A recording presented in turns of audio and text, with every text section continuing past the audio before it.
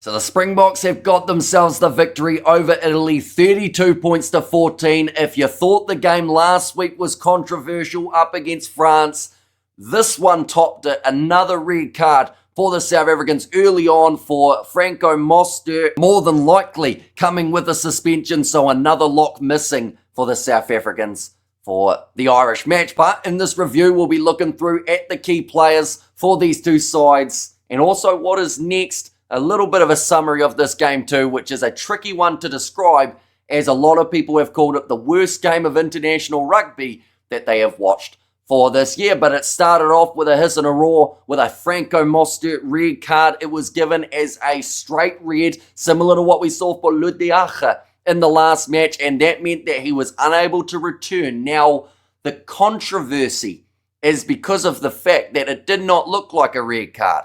In fact, it hardly looked like a yellow card. A lot of people had it penalty only against Franco Mostert. It was a two-man tackle, Mostert coming in low. But the defining factor for the referees, who were also debating about whether or not it was a card or it was just a penalty, the defining factor was the lack of arm wrap. Now, I do think that Mostert was a little bit unlucky because his teammate made the tackle, and in that tackle, it meant that Paulo Garbisi was actually a little bit further forward, falling in that direction of Mostert. So had he had a little bit more time, I think he would have wrapped his arms. And a lot of the contact actually went through the chest of Paulo Garbisi, but they did rule it as a red. So straight from the get-go, the Springboks playing with that disadvantage of 14 men out there on the field, or at least it should have been a disadvantage, but it doesn't seem to affect the Boks in the same way that it affects certain sides. They went into the halftime break with a 10-3 lead after Marco van Staden scored.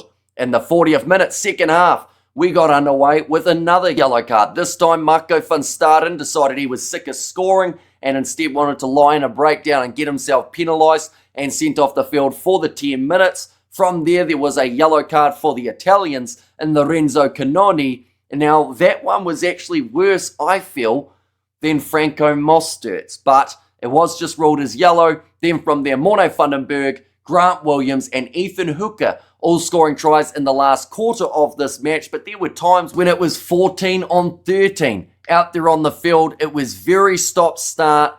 There was a lack of flow to the game, but in the end, still a very impressive win for the Springboks, winning it by 18 points in a matchup that looked like it was destined to just be a monumental balls up. But moving on to the players who did very well, we'll look at some positives from this matchup, ladies and gentlemen. For the South Africans, someone who I felt did extremely well throughout this match was Canan Moodie. In that number 13 jersey, he showed some real class, and now he's given Rassie a few more things to think about as to whether to go with him or go with Jesse Kriel in that game next week up against the Irish. Damian Valimza, he had a couple little mistakes, but for me, overall, he was extremely strong from the back. Some brilliant defensive reads, as one thing that the Italians kept on persisting with was going for a kick in behind as soon as they reached that 22. They probably did it 5 or 6 times throughout the matchup, and every single time it didn't lead to a try for the Italians. Now, the eventual try that they were able to get for Ange Capuzzo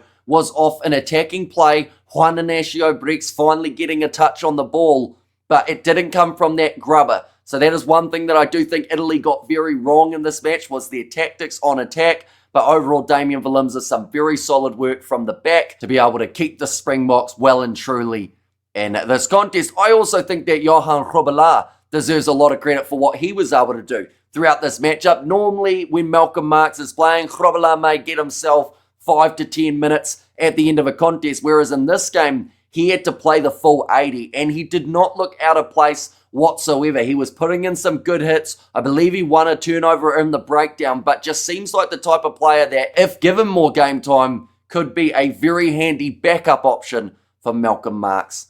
And the Springboks, the best players on the field for the Italians, we saw quite a bit of Zuliani in that number 7 jersey. I felt like Capuzzo at the back was relatively solid all day, and then some decent impact from Tommaso Allen when he did make his way off the bench. But what is next for these two sides? Well, the Italians, they have got a match up against Chile next week. That was originally going to be up against Samoa, but because of Samoa still qualifying for that Rugby World Cup up against Belgium, it means that it has changed to Chile. So a bit of a easier game, you'd have to say, for the Italians to try and get back on the winning train like they were just last week up against Australia, whereas for South Africa, they move on to their game up against the Irish. Now, they will be without two of their strong locks. No Ludiaka, and more than likely no Franco Mostert. Let's be honest, even if this isn't a red card offence, they are probably not going to rescind it. They will end up giving him 2 or 3 weeks. He will miss the rest of the November internationals, which just seems wrong, but it's the way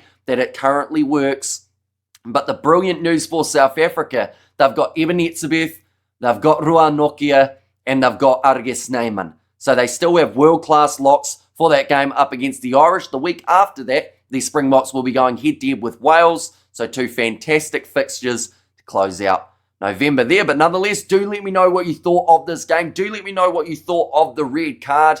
I haven't seen many people agreeing with the decision as of yet, but maybe there is some sort of other mitigating factor that does make it a little bit worse against Franco Mostert. But either way, game full of controversy, game full of stop-start, and yet we still saw the Springboks thriving and getting themselves the decent sized win. But thank you all very much for watching, and I will see you all for the next one.